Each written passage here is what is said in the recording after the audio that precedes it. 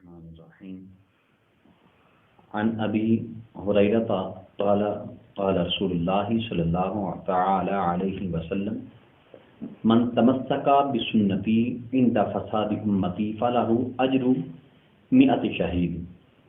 حضرت ابو ہریرہ رضی اللہ تعالی عنہ، مشکات المصابیح باب الاعتصام، بخاری و مسلم شریف کے اندر یہ حدیث مبارکہ موجود ہے۔ حضرت ابو ہریرہ رضی اللہ تعالی عنہ بیان فرماتے ہیں کہ رسول اللہ علیہ السلام نے ارشاد فرمایا کہ جو شخص میری امت میں عملی یا اعتقادی خرابی پیدا ہونے کے وقت میری امت میں سنت پر عمل کرے گا، اللہ تعالیٰ اس کو 100 شہیدوں کا ثواب عطا فرمائے گا۔ اور آج کل ایک طوفان بدتمیزی، وہ لوگ کہ جو رسول اللہ علیہ السلام کی حیات مبارکہ کے بعد دین پاک کی اصلاح کے لیے، دین پاک کے فروغ کے لیے یا دین پاک کی خدمت کے اندر جو نئے کام اختیار کیے جاتے ہیں ان کو بدعت کہہ کر لوگوں کے ذہن کے اندر فطور پیدا کرتے ہیں کہ جی یہ نبی علیہ السلام کے زمانہ مبارکہ میں یہ کام نہیں تھا، آج کرتے ہیں، یہ صلاۃ نہیں تھی، یہ جنازے کے بعد جناب دعا نہیں تھی، تو یہ یوں جنازے کے ساتھ کلمے کا ذکر نہیں تھا، یہ معاملات نہیں تھے۔ تو اس پر بھی انشاءاللہ تعالی مسلم شریف سے حدیث مبارکہ پیش کریں گے۔ لیکن ایک بات یہ ہے کہ جو لوگ یہ کہتے ہیں کہ رسول اللہ علیہ السلام کی حیات مبارکہ کے اندر جو کام نہیں تھا اسے اب کرنا یہ بدعت ہے، تو پھر ان کے لیے ایک سوال ہے کہ رسول اللہ علیہ السلام کے زمانہ مبارکہ کے اندر قرآن مجید کے اوپر نقطے نہیں تھے، قرآن مجید پر زیریں زبریں بھی نہیں تھیں، قرآن مجید کتابی شکل میں بھی نہیں تھا جس طرح کہ آج مکمل ہمارے پاس موجود ہے۔ اور پھر اتنا ہی نہیں، یہ جو جمعہ کی 2 اذانیں ہیں یہ بھی نہیں تھیں، پھر اس وقت جو طریقہ کار تھا نماز تراویح کا یہ بھی نہیں تھا۔ رسول اللہ علیہ السلام کے دور مبارک کے اندر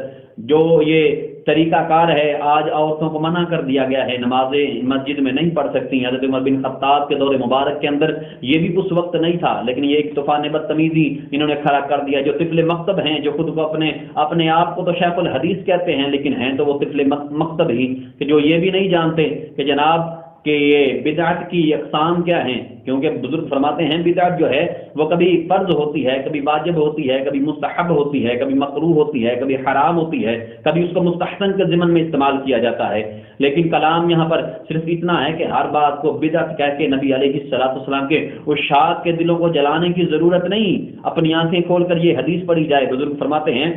مشکات شریف کے اندر بھی یہ حدیث مبارکہ موجود ہے، مسلم شریف کے اندر بھی موجود ہے، ان جریر قال قال رسول اللہ صلی اللہ تعالی علیہ وسلم من سن فی الاسلام سنت حسنۃ فلہ اجرھا۔ فرمایا کہ جو دین پاک کے اندر کسی نئے کام کو اختیار کرے، رائج کرے اور اس پر عمل کرنے والے کے برابر اللہ تعالیٰ اس کو ثواب عطا فرمائے گا۔ اور جو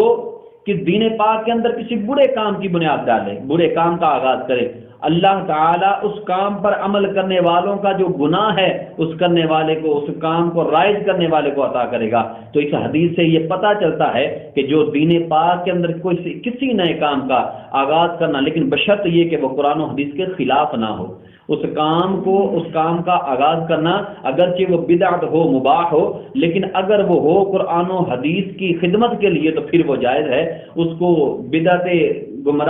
سیاح کہہ کر، گمراہ کہہ کر لوگوں کے دلوں کے اندر فطور ڈالنا یہ کسی شر پسند انسان کا کام ہو سکتا ہے، غلام مصطفیٰ علیہ السلام کا یہ کام ہرگز نہیں ہو سکتا۔ اللہ تعالی ہم سب کو عمل کرنے کی توفیق عطا فرمائے۔